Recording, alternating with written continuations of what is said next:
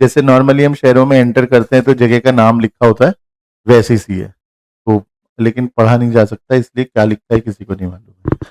वो इंस्क्रिप्शन भी हमें यहीं से मिलती है।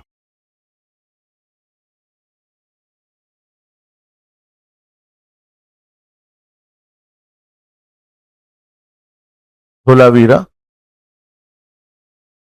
गुजरात में, और धोलावीरा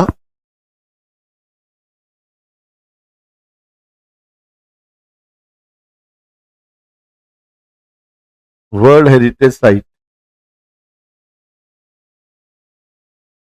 2021 में वर्ल्ड हेरिटेज साइट में शामिल किया था धोलावीरा को। नॉर्मली हम लोग जब उसके फीचर्स देखते हैं इंडस वैली सिविलाइजेशन की साइट्स के, तो साइट्स का फीचर क्या होता है, हर साइट दो पार्ट्स में डिवाइड होगी, एक अपर माउंड और सिटाडल और एक लोअर टाउन। लेकिन धोलावीरा जो है तीन में, अनलाइक, ऐसे लिख देना, unlike other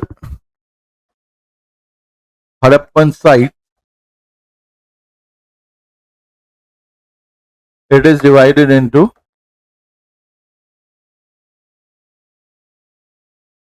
three principal divisions.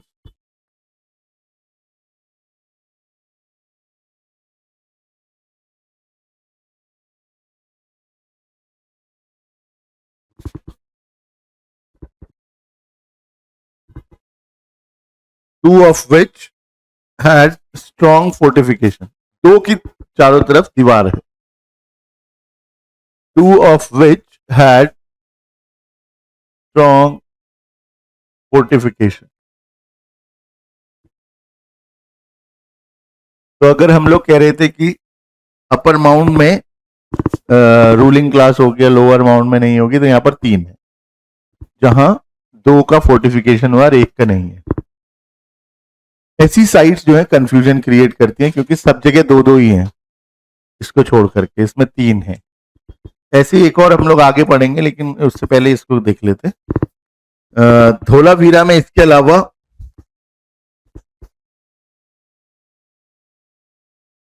Dholavira is known for water harvesting system.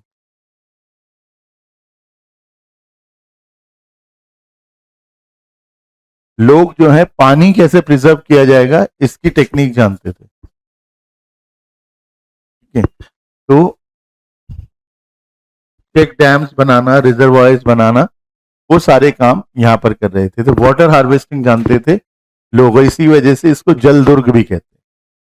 कि ये जो धोलावीरा है, आपको याद में रखना है कि is known as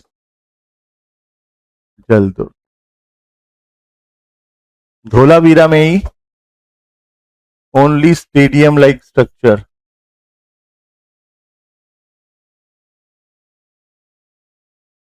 of IVC वो यहीं पर मिलेगा, और एक हड़प्पन स्क्रिप्ट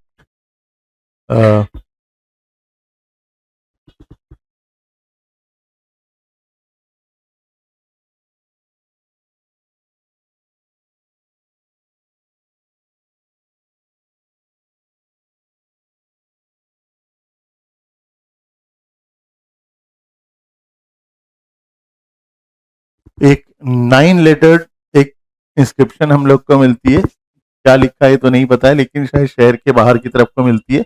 हो सकता है कि उस जगह का नाम वहां पर लिखा रहा होगा वो।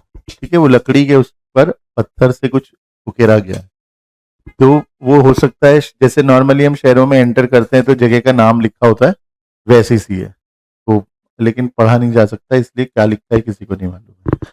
वो इंस्क्रिप्शन भी हमें यहीं से मिलती है। एक और साइट है कन्होदारो, ये भी पंजाब पाकिस्तान के सिंध में है।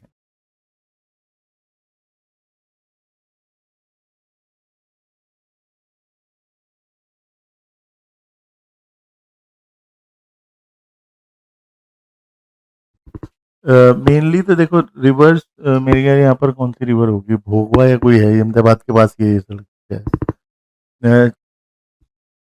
तभी पूछा जाए, कुछ उसकी रेलेवेंस होनी चाहिए। कोई भी क्वेश्चन यूं ही नहीं पूछेगा आपसे यूपीएससी में। रैंडमली ऐसे उठा करके क्वेश्चन पूछने का जमाने खत्म हो गए, मतलब क्योंकि वो पूछ चुके हैं सब चीजें। अब हर छोटी चीज नहीं पूछेंगे। तो अभी क्या होता है कि कोई चीज की इंपॉर्टेंस होगी तभी पूछा जाएगा, नहीं तो नहीं पूछेंगे आपसे। हर साइट दो अलग अलग पार्ट्स में डिवाइडेड है। सिर्फ धोलावीरा में 3 है, तो चान्हो दाड़ो is the only site without a citadel. यहाँ पर कोई भी फोर्टिफाइड पार्ट अपर माउंट नहीं है।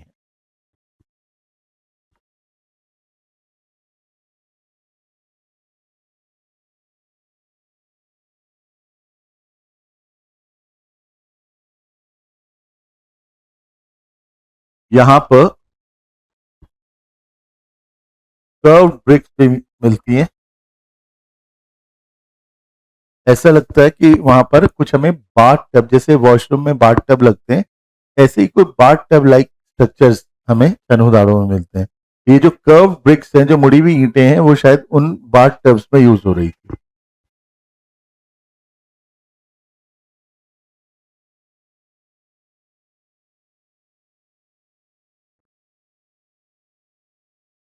इसके अलावा चन्हुदाड़ो वुड हैव बीन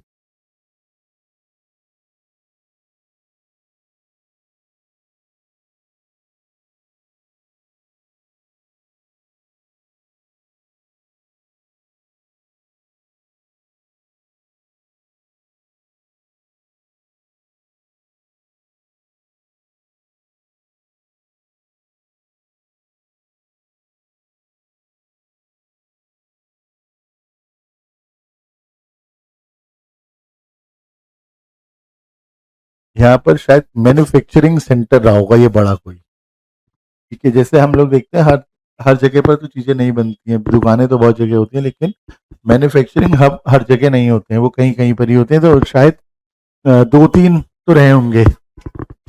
जैसे ये लोथल है, जैसे चन्हुदाड़ो है, ये बड़े मैन्युफैक्चरिंग सेंटर्स रहे होंगे। हमें चन्हुदाड़ो में ऐसे जैसे कोई कमरा मिलता है जिसमें बहुत सारे खिलौने भरे हुए हैं, तो लगता है कि वो स्टोर रहा होगा जहां से शायद सप्लाई होती होगी, या मैन्युफैक्चरिंग के बाद वहां पर स्टोर करते रहे होंगे।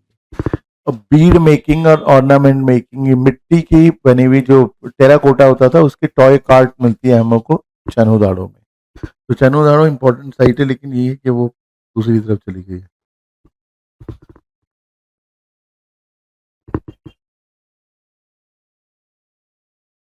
बनवाली,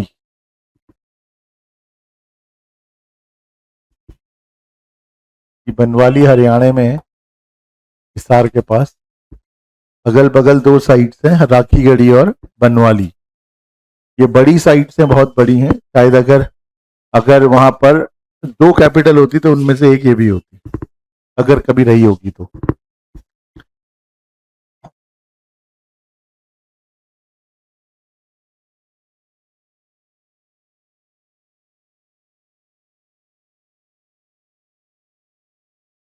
अगल बगल की साइट्स है, लेकिन राखीगढ़ी में अच्छा प्रॉपर ड्रेनेज सिस्टम है, जैसे नॉर्मल सब जगह है। बनवाली में उस तरह का प्रॉपर एक कोई ड्रेनेज सिस्टम नहीं मिलता हम लोग को। यहाँ के घरों में वॉश बेसिन जैसे आजकल होते हैं, वैसे ही wash basin were provided in houses at some elevation. थोड़ी ऊंचाई पर जैसे आजकल होते हैं वॉश बेसिन, बिल्कुल वैसे ही वहां पर भी है। इसके अलावा डिस्कवरी ऑफ टच स्टोन, भी दुकान पे जाएंगे, हमें कोई ज्वेलरी खरीदनी है, तो हमें अब तो हॉलमार्क आने लगा है, निशान लगा होता है, उससे हमें पता चल जाता है कि ये असली है, या उस पर लिखा होता है 22 कैरेट, 23 कैरेट, 24 कैरेट। लेकिन पहले ये नहीं लिखा होता था, तब हम लोग के पास एक कसौटी वाला पत्थर होता था काले रंग का, सुनार लोग जो है उस पर निशान लगाते थे, 1 2 3। उसका कलर में जितना फर्क आता है 1 2 3 करने में, उससे वो अंदाजा लगाते थे कि कितना प्योर है। 24 कैरेट है, 23 है, 22 है, 18 है, जो भी है, मिलावट कितनी है। तो वो टच स्टोन हम लोग को बनवाली से मिलता है, and it indicates that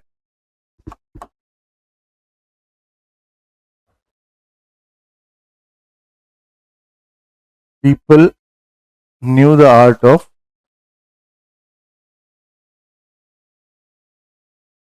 testing gold. बाकी जो गेहूं जौ बहुत सारी मिलता है, बार्ले का बड़ा ढेर मिलता है हम लोग को बनवाली और राखी गढ़ी दोनों जगहों पर। ये वीट प्रोडक्शन का बड़ा इलाका रहा होगा कोई इस इलाके में। नॉर्मली हम लोग पीछे भी बात कर चुके हैं कि उधर से आते हुए मानसून जो है वो वीक हो जाता है, यहाँ तक पहुंचते पहुंचते हवाएं एग्जॉस्ट हो जाती हैं, तो पानी नहीं हुआ होगा। नदियों में जरूर पानी है लेकिन उसके अलावा बारिश वाला पानी नहीं है, इसलिए राइस कल्टीवेशन शायद नहीं होता रहा होगा उतने लेवल पर जैसा पहले होना चाहिए, जिससे कि राइस स्टेपल डाइट बनती वो नहीं हो सकता था। यहाँ पर वीट जो है वो ही मेजर क्रॉप रही होगी। तुरकोटड़ा एक और साइट है गुजरात में, भुज, गुजरात का भुज इलाका जो है वहां पर है, और ये site only site which has yielded actual remains of horse.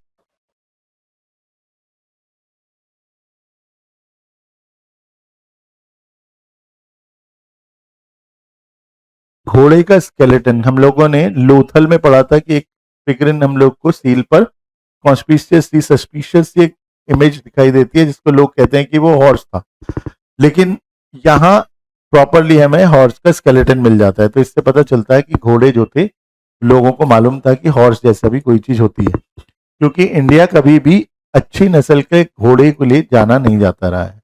हम लोग कभी भी कोई एग्जाम में क्वेश्चन और इंपोर्ट्स की बात कर रहे हो तो पुराने टाइम से इंडिया में दो चीजों का इंपोर्ट लगातार होता रहेगा, एक गोल्ड और एक हॉर्सेस। ये कभी भी इंडिया में सफिशिएंट नहीं होंगे।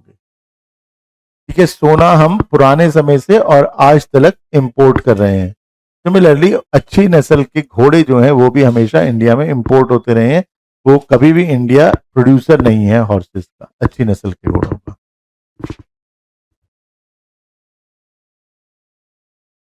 कौन? नहीं, ये वाला हॉर्स जो है वो यहीं का रहा होगा। घोड़े थे, जरूर रहे होंगे, मतलब अच्छी नस्ल के घोड़े नहीं थे। हमारे यहाँ पर कभी भी अच्छी नस्ल के घोड़ों को लिए नहीं जाना चाहता है, क्योंकि घोड़ों का इस्तेमाल क्या है भाई, इस्तेमाल क्या करेंगे हम उनका, तो इस्तेमाल होगा उनका लड़ाई में, और देसी घोड़ों पर लड़ाई नहीं होगी। ठीक है, आप देखोगे तो जितने भी जैसे पुलिस वाले आपने देखे होंगे कभी सड़क पर चलते हो तो इतने बड़ा घोड़ा होता हो, कि वो हमारे वाले नहीं है, मतलब वो देसी नस्ल के घोड़े कम होते हैं। ठीक है, तो वो देसी नस्ल के घोड़े कम होते हैं। अब तो हमारे यहाँ पर भी स्पीशीज जो है डेवलप कर दी है। कई साल पहले की बात है, रेस कोर्स दिल्ली में, दिल्ली के बाहर नोएडा एनसीआर में, उसमें एक टाइम आया था जब पहली बार कोई इंडियन घोड़ा दौड़ा था रेस। अदरवाइज रेस कोर्स में अरबी घोड़े दौड़ते हैं।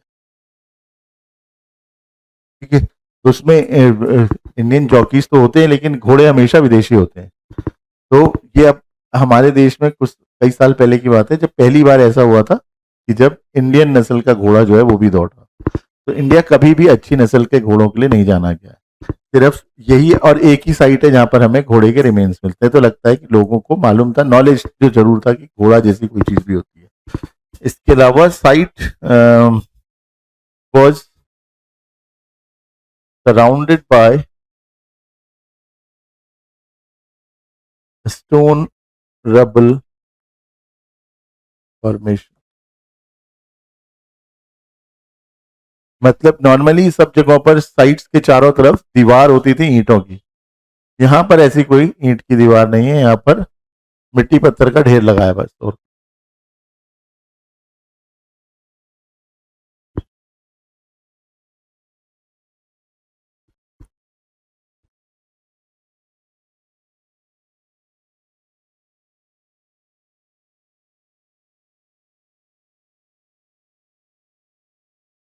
also yielded 4 pot burials.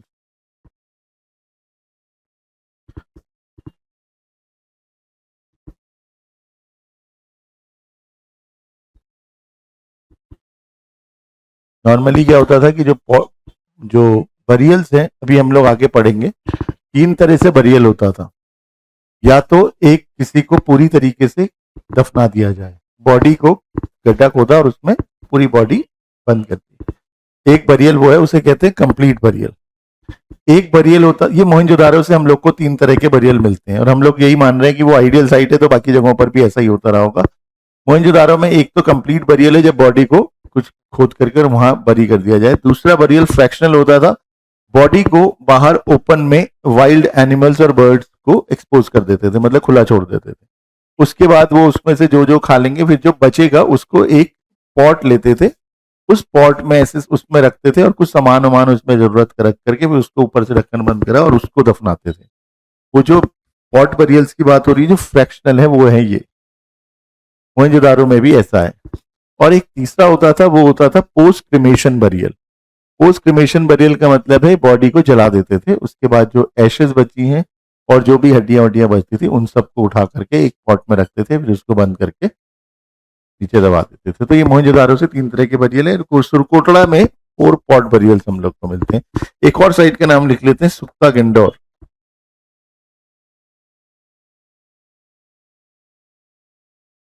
सुक्ता Dor जो है, ये ईरानियन बॉर्डर पर साइट है।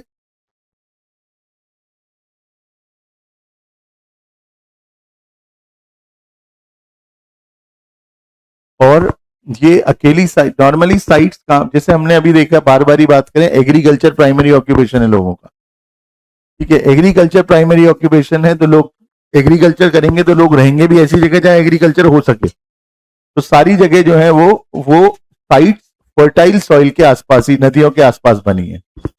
लेकिन सुक्ता गेंडोर अकेली ऐसी साइट है which is located on a Rocky surface, वहां पर चट्टाने ज्यादा है। ठीक है, खेती वेती नहीं होती रहेगी। Only site on Rocky surface. Rocky surface है, तो फिर साइट बनाने का ऑब्जेक्टिव क्या था कि हम क्यों बनाए वहां पर, जहां कुछ प्रोडक्शन ही नहीं होना है तो वहां पर साइट डेवलप करके क्या फायदा है। तो ऐसा लगता है कि प्रोडक्शन नहीं हो रहा था, तो खेती के अलावा भी तो काम रहे होंगे। खेती के अलावा जो काम था वो था ट्रेड। तो वेस्ट एशिया की तरफ ज्यादातर ट्रेड उधर की तरफ ही हो रहा था। तो वेस्ट एशिया में कंसाइनमेंट भेजने के लिए कोई एक इंटरमीडिएट साइट डेवलप करनी थी। तो सारी जगह से जो भी ट्रेड कंसाइनमेंट्स होते होंगे वो यहाँ पर इकट्ठे होते होंगे और फिर उसके बाद वहां से अलग अलग डायरेक्शन में जाते रहे। तो ये एक इंटरमीडिएट साइट है।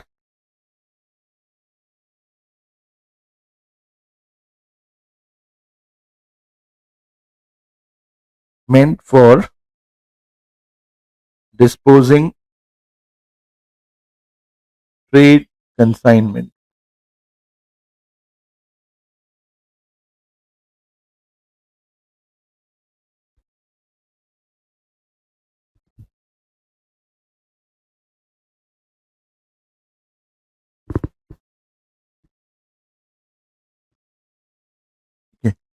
तो इसका इसका इस्तेमाल इसीलिए होता होगा कि वहां पर सारे लोग ला करके अपना सामान वामान वहां पर इकट्ठा करते हैं, फिर वहां से अलग अलग डायरेक्शन में चले जाते हैं।